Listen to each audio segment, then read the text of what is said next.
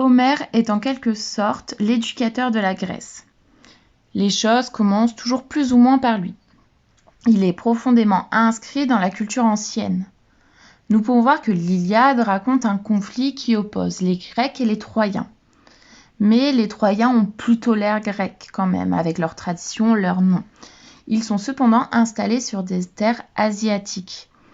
Il y a une opposition dans cela. L'Odyssée a un caractère ethnique et géographique beaucoup plus net. Cela reste une épopée, on travaille sur la survie au voyage à travers le monde. L'histoire de l'ethnographie est difficilement séparable de celle de la géographie. On doit beaucoup de choses au chant homérique de l'Odyssée. Les explications d'Homère sont des éléments moteurs dans la géographie. Les textes homériques ont d'ailleurs beaucoup servi à Strabon, un géographe.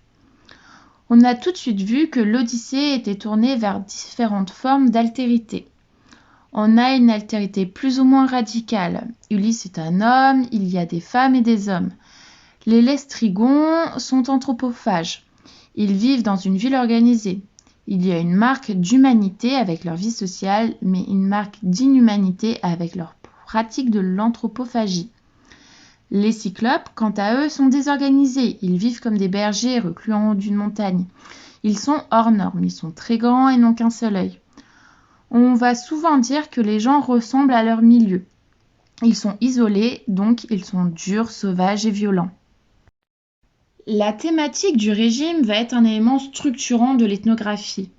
Pour un grec, quelqu'un qui mange de la viande et qui boit du lait en même temps, c'est monstrueux. D'ailleurs, il existe l'expression homérique qui désigne l'homme comme étant mangeur de pain. Dans l'esprit d'Homère, manger du pain, c'est une marque caractéristique de l'homme grec.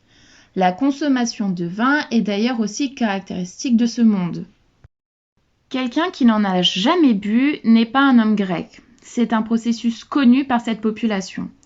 Les lotophages ont un régime plutôt unique. Ils vivent uniquement des fruits qu'ils mangent. Ils sont dans une catégorie un peu primitive. Ils sont centrés sur une seule chose. Ils sont donc à part de l'humanité par rapport aux Grecs qui ont un régime plus diversifié et qui ont un régime plus complexe dans la fabrication. Pour eux, c'est une forme de civilisation.